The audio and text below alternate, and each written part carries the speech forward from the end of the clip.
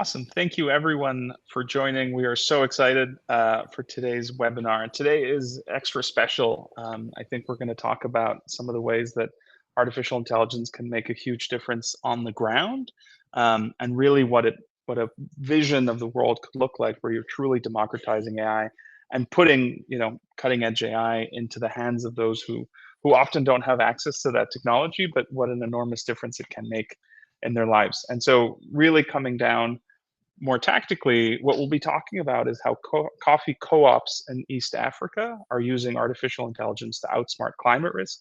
We have an incredible panel today.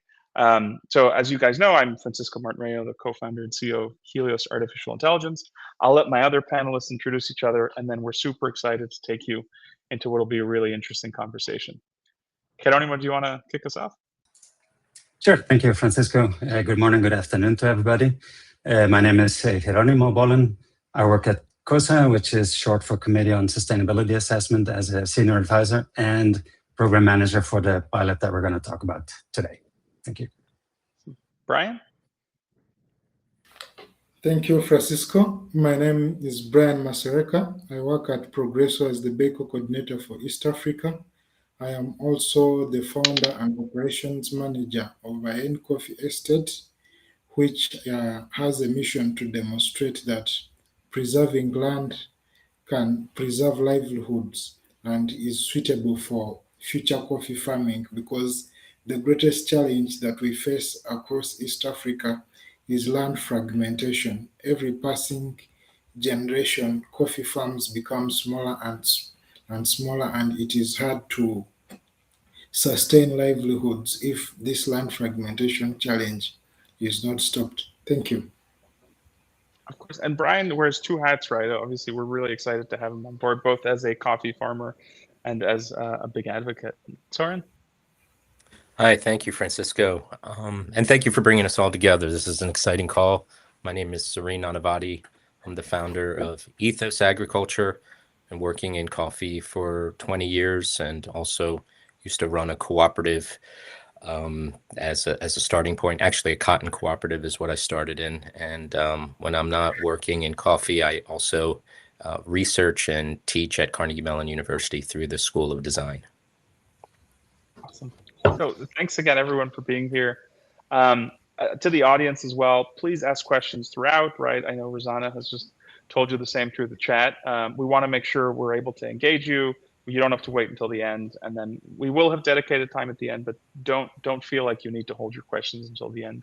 If there's anything pressing, we're more than happy to take them into consideration as we continue the conversation, if you will. So one of the things we wanted to do first is we wanted to make sure we got the definitions and the nomenclature right, because sometimes people have different versions of what we're talking about. And so, Geronimo, I wanted us to really just talk, before we kick off, really about two definitions. So one, what do we mean when we say a smallholder farmer, and what is a co-op? Well, obviously for both there are a lot of definitions, but generally a smallholder farmer is a farmer who depends mostly on his or her own labor and the family's labor to provide for the family's livelihood. And generally, depending on the product, the land can be as small as a few acres up to whatever, say 10 to 20 hectares. So it's really small pieces of land. And for a co-op, that's also a little bit of a catch-all term in the sense that it's often used to indicate any form of organization through which smaller farmers are gathered with a common purpose. For instance, the sales of their product. Members are generally the owner of the cooperative, and big decisions are made by the General Assembly, while day-to-day decisions are made either by the Board of Directors or management. Awesome. Thank you so much. And before we go into kind of the beginnings of this partnership and how we got here, one of the things I wanted us to touch on is, as you know, we're probably at the most exciting, interesting, and sometimes a little challenging technological evolution of our lifetimes, or really anybody's lifetime, in recent history. And one of the big analogies that I take is, a couple decades ago, really before cell phones were widely available, they used to say, and Brian will know this, well, Africa's not going to be able to develop because you're going to have to spend trillions of dollars putting in landlines. And then cell phones become available and they became one of the most digitized continents in the world. And so one of the things that we at Helios get really excited about is how quickly technology can help evolve some of these problems that seem very intransigent, and how it can come up with new solutions for things that seem very difficult to overcome. One of the things that Eden and I, our CTO and other co-founder, are really excited about is the ability to really democratize artificial intelligence. And so we are at the stage where virtually everybody we know or has spoken to has used either ChatGPT or Claude or one of the open source models recently. And that's something that didn't really exist 2 or 3 years ago. And you can quickly see a future where even using WhatsApp or text messages, more and more billions and billions of people will be able to start leveraging some of that technology. And so that was kind of the kernel of the idea. How can we today start to push some of this kind of cutting edge AI into the hands of the people who need it the most? And so that was kind of from the Helios perspective. But Karonimi and Soreen, I'd really love to hear from your end, like what sparked that interest in partnering with Helios AI, and what were some of the research questions that COSA brought into the pilot? What were you guys uncertain about? What were you trying to test? Maybe Karonimi first, then Soreen. Sure. Well, at COSA, we have a larger project related to agile data that we're implementing with support from the Gates Foundation. And we had the opportunity to do some research with respect to smallholder organizations and climate forecasts, which goes to the democratization of intelligence, like you mentioned.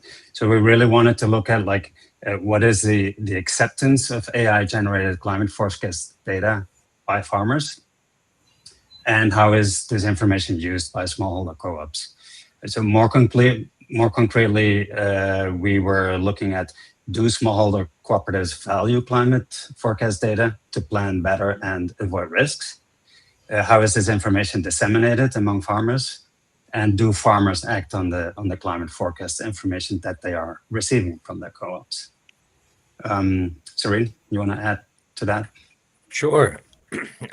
We have a coffee learning lab in Kigali in Rwanda. And through that learning lab, we've sourced coffee and support coffee cooperatives around East Africa to better understand the quality of their coffees, and then offer those different types of samples around the world to buyers that might be interested in buying East African coffees. And so that learning lab has really created a nice cohort of different cooperatives that we can see some of them are kind of starting to push what we would consider the cutting edge. And that's the way in which we started working with Baco also. We started converging around which cooperatives we see that are more technologically advanced, that are a bit more professional, and that have an appetite for wanting to learn more about what's possible.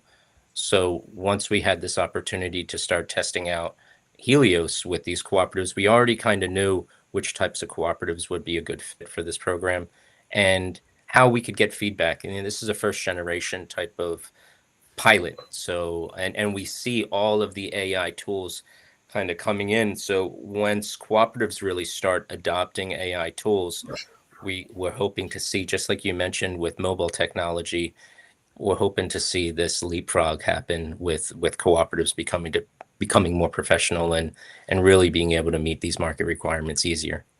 Yeah, it's so interesting. And I think to all of you, Brian included, right? One of the things I think would be helpful for folks to understand is how have you seen kind of co-ops evolve, right? So what have they traditionally relied on to make these planting and harvesting calls? And where are you starting to see some of those changes? Maybe Brian first, and then the rest join in. I think from for a very long time, cooperatives have depended on the generational knowledge of the farmers, but also on mere weather forecasts, and that has been what's been happening. They know that in July or in August is going to start raining. In October it will be shining. This is when to plant. This is when not to plant. And this has been what is happening for a very long time. But of course, with climate change, things have changed and you can get abrupt rains coming in, And if cooperatives are still working in this situation, then they get so much severe effects of climate change because they've been used to this generational knowledge. So this is where they have been. Yeah.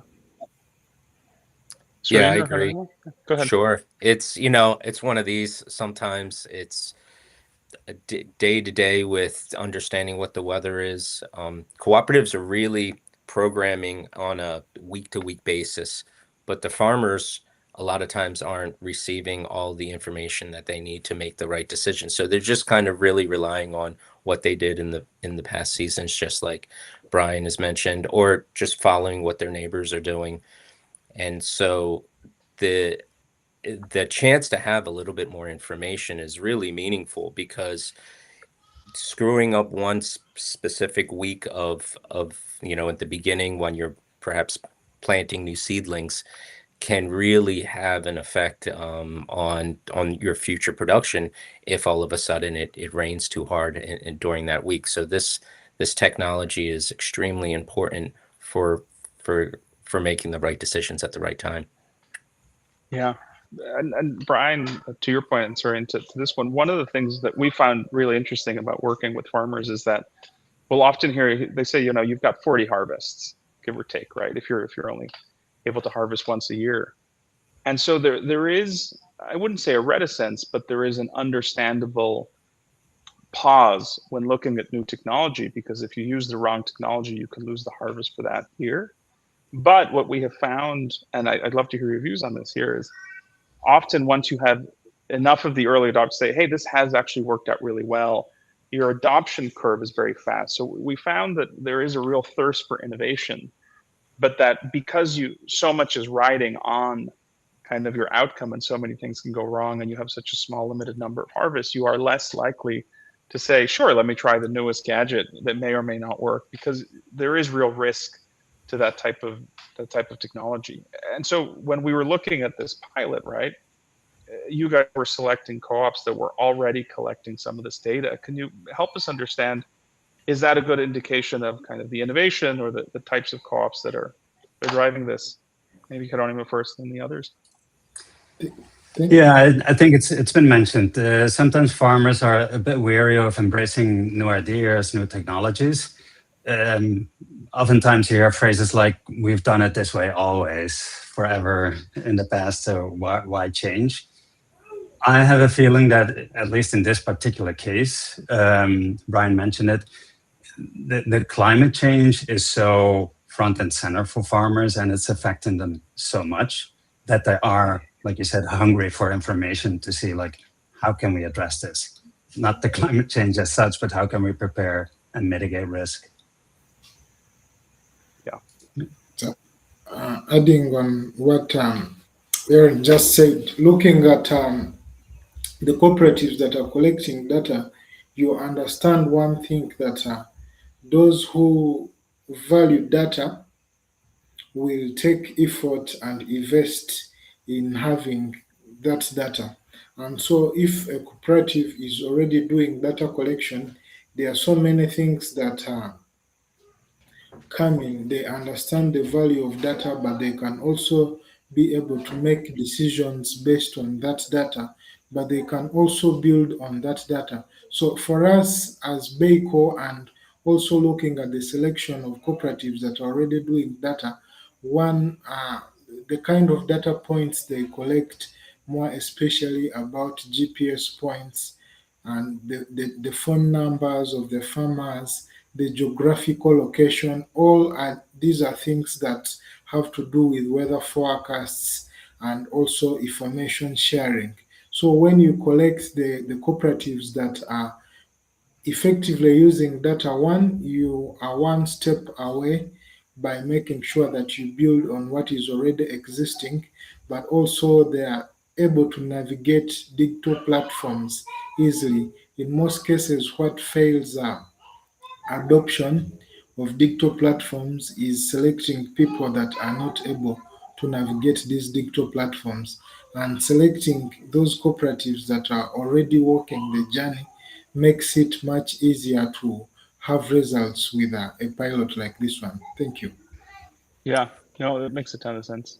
And I think when we go from kind of that initial, how were we choosing the different co-ops and the farmers? How were they thinking of using some of that technology?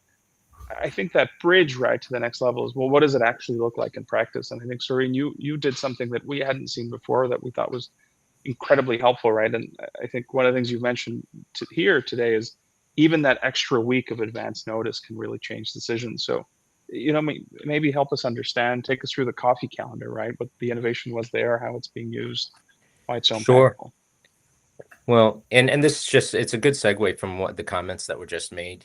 Building trust is really the most important thing with a platform like this. It's kind of magic, right? Like you can predict weather, like that's a hard thing to trust until the weather actually occurs based on the prediction. And then you're like, every single week that happens, you gain more and more trust in the platform.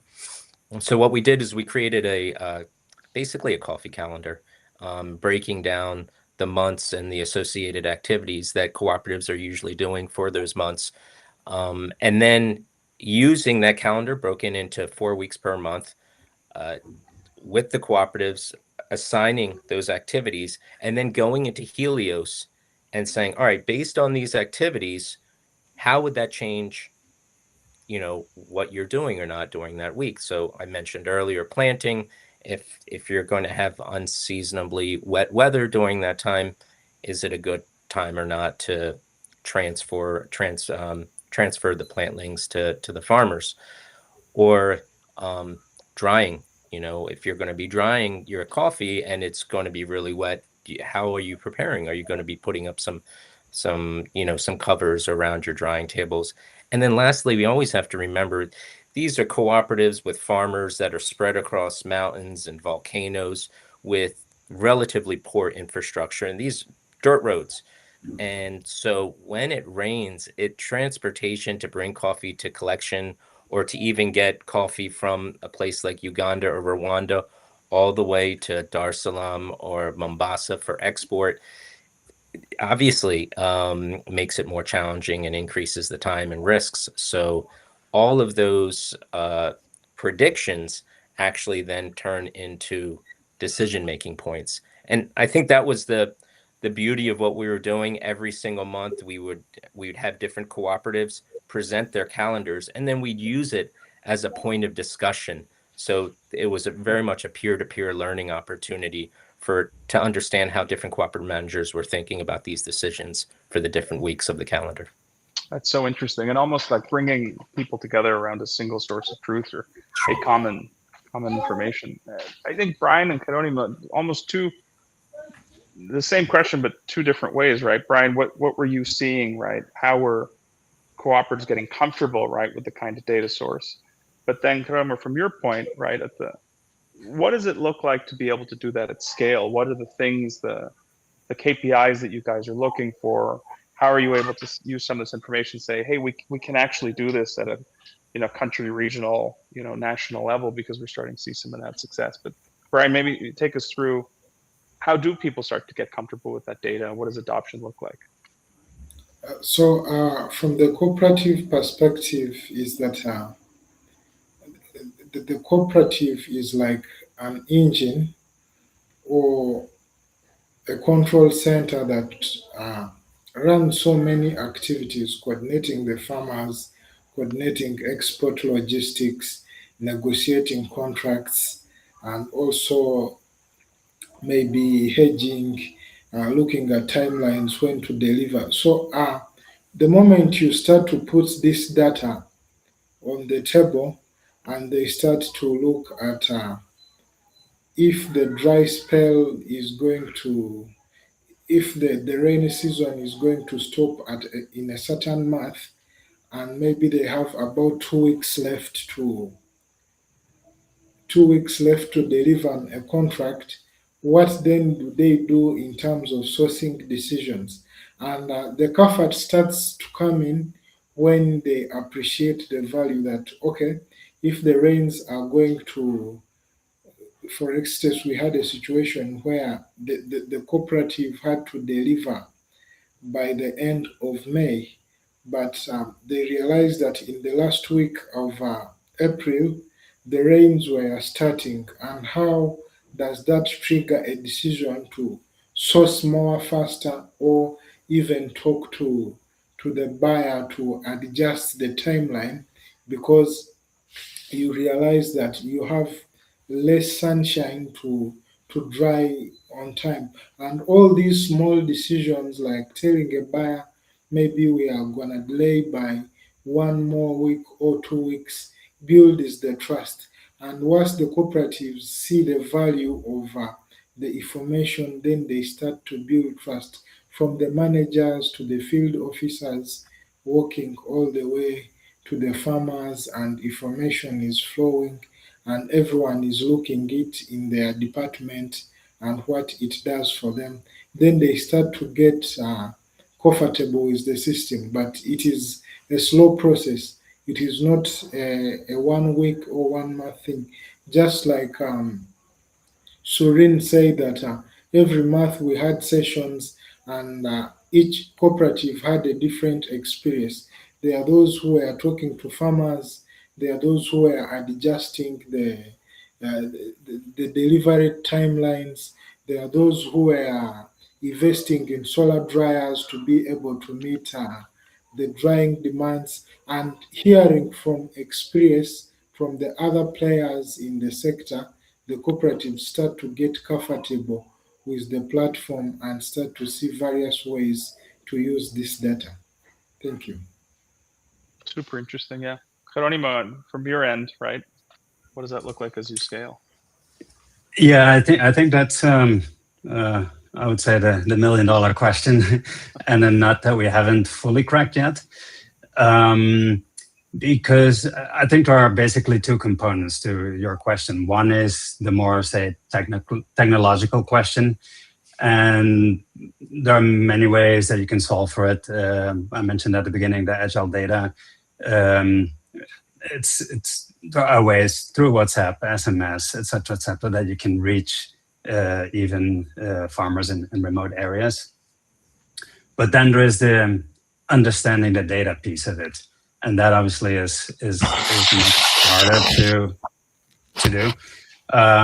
Shireen mentioned some of the actions that they took, being on the ground with the cooperatives, and that's exactly where I think is still the nut to be cracked. How can you expand this in a way that is not as in need of a lot of accompanying the co-ops to interpret the data and get them out to the farmers? So it's the human effort that is, at least in this pilot, was necessary to make it work.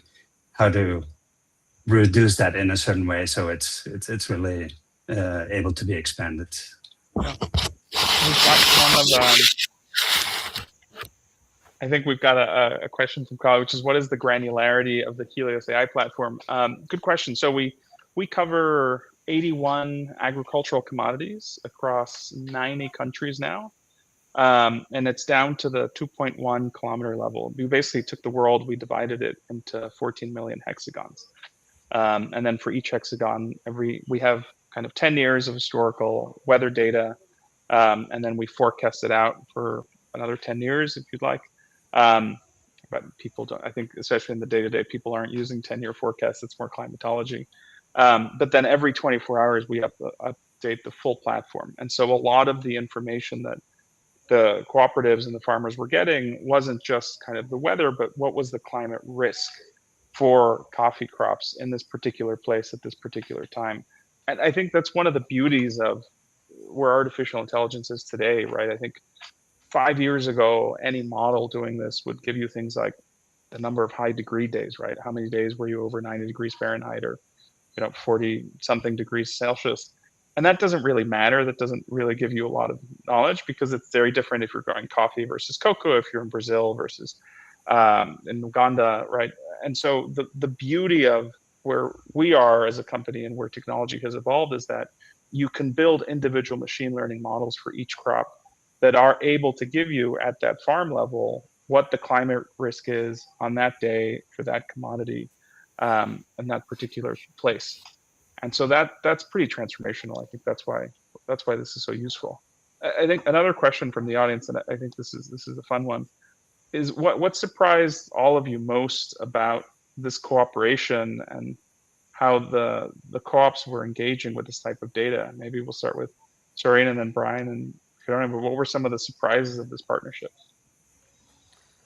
I would say first we're designing something right now. This was quite a prototype. We have AI information for weather forecasting.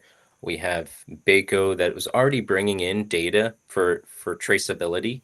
Traceability data for coffee is really important. So basically understanding who are the farmers that a cooperative is sourcing from, how much are they sourcing, where are they located.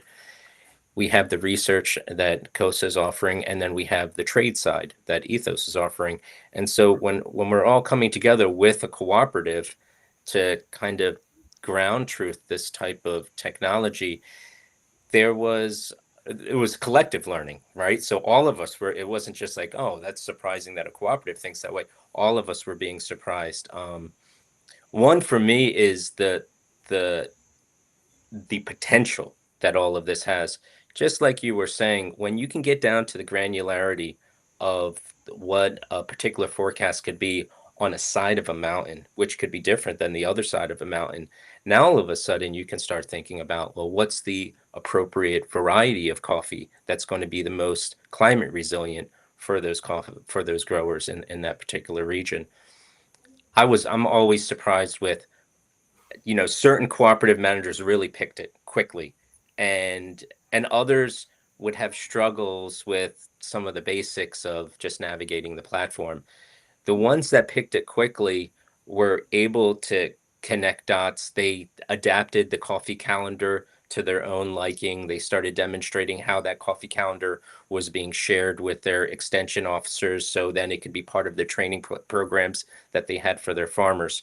So I kind of look at the outliers all the time when we're doing these types of design projects and seeing, all right, well, why did these guys really grab it and run with it, and why did these other ones had struggled so much, and then try to kind of figure out the way in which we can support the ones that are struggling the most, but also learn from the ones that are running with it.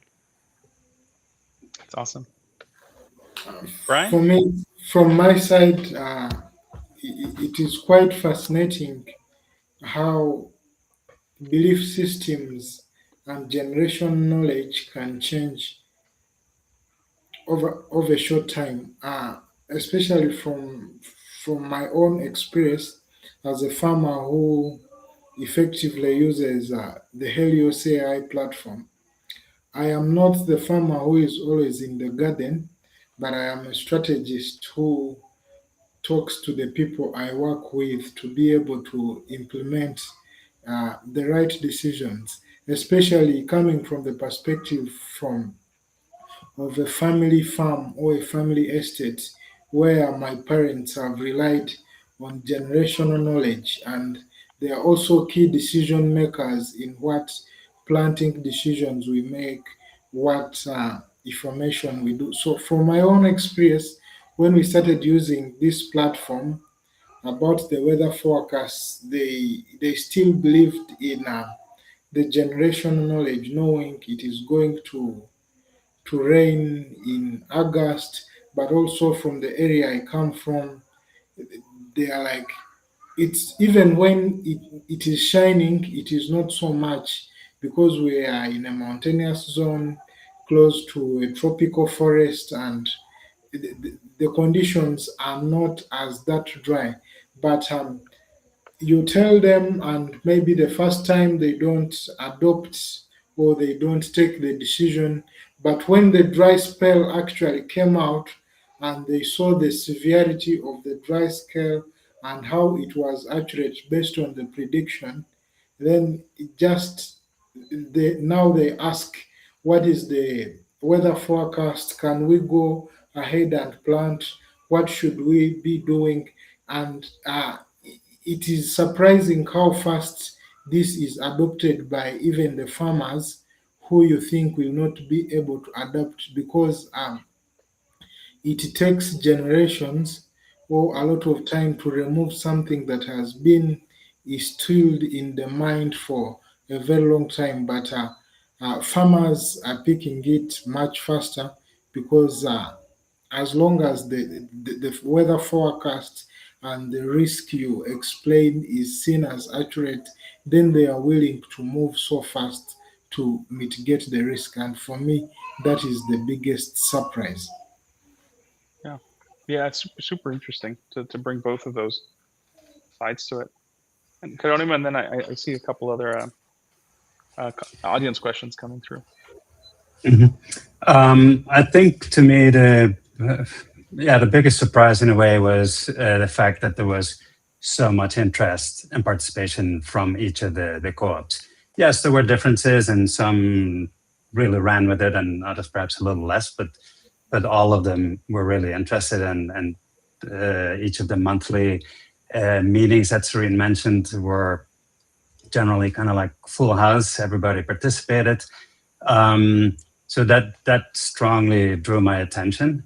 And I think perhaps two of the reasons. One is, as was mentioned before, the granularity of the data. So literally, we worked together with you at Helios to actually plot most of the cooperatives on the chart, on the map, so they could really go in there and even see their name and hone in on that specific area.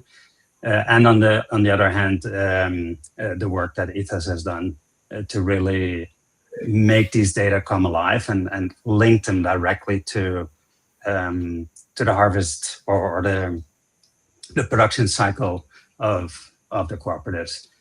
So that really drew my attention, the way that was implemented and the very strong interest of the co-ops. I'll mention one last thing on top of that, and that was the work that Brian is doing, because he's already working with data and he's working directly with these cooperatives by many times visiting the cooperatives. His on the ground kind of support in Uganda was really important for us. We have some on the ground support in Rwanda, but in Uganda, Brian really was able to constantly be like a good reminder of connecting the dots, connecting the information that was already being collected to the information that was available on the platform. So that those three things, as we were coordinating the webinars, but without Brian, it's like there's this things come up every day. So like just getting on phone calls and making sure everyone's available for the webinar and making sure that they, getting to an office with connectivity, all of those things, even though they sound literal, they're a big deal for us to have full participation in all these calls. Yeah, and I think that actually links really well to Monica's question from the audience, right? Where AI is just a tool, right? It's just as good as the folks who are using it. And her question is, it's great to see initiatives like this trying to get more and better information to farmers. That said, I've seen and I'm concerned about how AI so often is plugged as a super tool helping to outsmart the climate and nature. But that very mindset is at the core of many problems we face today, and that can be detrimental to the urgent need to fundamentally change the conventional approach to soil, shade, and biodiversity management within the coffee plantations toward greater resilience. Your thoughts? Yeah, this is a different context than, like, let's say a Brazil. These are small scale producers in East Africa, very much growing in agroforestry systems, mixed crop systems, coffee plus obviously food crops that they're consuming themselves, selling to local markets. I do agree with the sentiment, but when working with such small scale producers, I think that it's a different reality, and we don't see a lot of just clear cut, acres upon acres of just coffee growing like you would see in a Brazil or in a Vietnam. These are non-irrigated farmers, also all rain fed. So this type of information, especially when it comes to rainfall or dry spells, is extraordinarily important. We really can't make that point strongly enough, for someone that's really relying on, the income, which is many times, a few $1,000 at best for the annual income that they're receiving from their farms. And Just I would add to that. I'm sorry, Brian, go ahead. what Shireen just said. Imagine that a farmer has 1 acre of land, but they also need food. So in most cases, the weather forecast and the climate information, when to plant, when to wait for the rains, when to put the fertilizer, is very important because these farmers do not only rely on coffee. In as much as coffee should be the main source of income, you find a coffee farmer also planting along beans or planting some soy in their plantation, and this is important for their food security. And if the weather forecast is bad or you give them a wrong forecast or the climate changes and then all of a sudden there's a sudden dry spell, it affects the crop that they have grown, that is the beans. And if the beans are not going to yield good or the soy is not going to yield good, then it means these farmers either must harvest the coffee prematurely or they must sell their coffee when it is still in the garden to be able to survive, to make ends meet. So it's very crucial what we get in terms of real information, accurate data from Helios, the risk about certain crops, even not only coffee, because these coffee farmers do a lot of things, and it helps the cooperatives and the farmers to get a stable income, but to also look at their livelihoods. To add to that, I would actually almost see it not the other way around, but it's not a dichotomy like it seems. I think tools like we have been working with from Helios, it serves two purposes. On the one hand, it gives you insights in, let's say, shorter term weather forecasts, which can influence like when are you going to harvest? How's the drying going to go? Even we've heard cases where they adjust their moving the coffee from point one to B according to the projections. So that is a little bit more the short term immediate need of weather forecasts. But then there's the other part, which is more, let's call it climate forecast, if that's the right word, which is a little bit longer term. And that's exactly where you come in with soil management, shade management, biodiversity, as was mentioned. So if you can see like in the longer term, it's going to be drier or it's going to be hotter or whatever it is, then you need to look at those aspects because that's not something that you can fix from 1 week to the next. Thank you, guys. And thanks again, Monica, for the great question. Team, as we get to the end of the webinar, really, I'd love for us to just sit on this last question. What do we think kind of the future holds for us, right? Where do we, what do we think some of the barriers to adoption are, not just for this pilot, but more broadly? And, where do we see the next 5, 10 years for this type of interaction going? Maybe we'll start with Brian and Serene, and if you don't even want to close us out. I think we might have lost Brian for a moment. Serene? Sure. Well, AI is here and it's already changing the way that we are thinking and creating and sharing information. And so, thinking in terms of, I would almost say like more AI-based boot camps for cooperatives so they really gain trust in being able to utilize these tools for better, not just decision making, but communication, reporting. There's usually a very small team associated with co-ops that are capable to, communicate with the buyers or communicate with potential funders, and they get stretched pretty quickly. And they're also many times the same people that are managing the co-op themselves. And so when we have these tools to make their job easier, to make just writing up reports or developing, whatever their harvest forecasts or their, descriptions associated with the samples that they're sending out, all of that is a tremendous amount of time that is saved, in which then they can put that time saved towards providing better support services to their smallholder farmers, or being able to receive the finance they need to based on the harvest forecasts, etc. So the more that we can link Helios with other AI tools, so the cooperatives really see this as a suite of just a toolbox that they can use to make their organization more efficient and have better relationships with their buyers. It's already here, and it's and we're already seeing some cooperatives adapt, but the more that we can push it as formal training programs to get more cooperatives to really see the power of these tools and connect it to their own data, I think that's going to be the way forward. Yeah, that's a great point.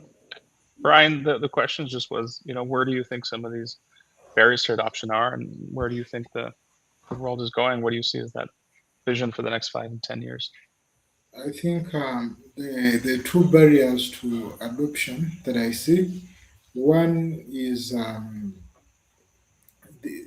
the language, barrier, especially from this perspective of smallholder farmers in East Africa. Most of them do not read, not that they do not like to read, not that they do not understand English or they do not know how to read. Some do, but farmers do not read messages.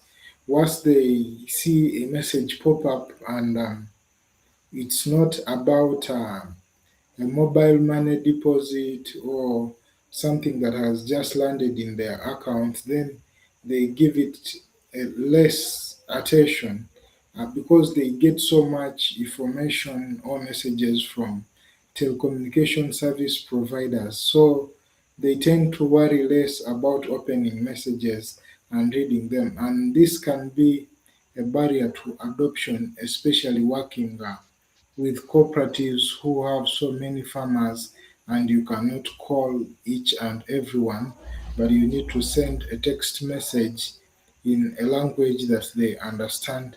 The other thing would be maybe more about, of course, integrating tools like Helios AI into a much broader training framework, but also being able to integrate it into tools that instead of course sending like message chats, you can be able to send audio messages or pre-recorded calls for the farmers to listen in from the cooperative.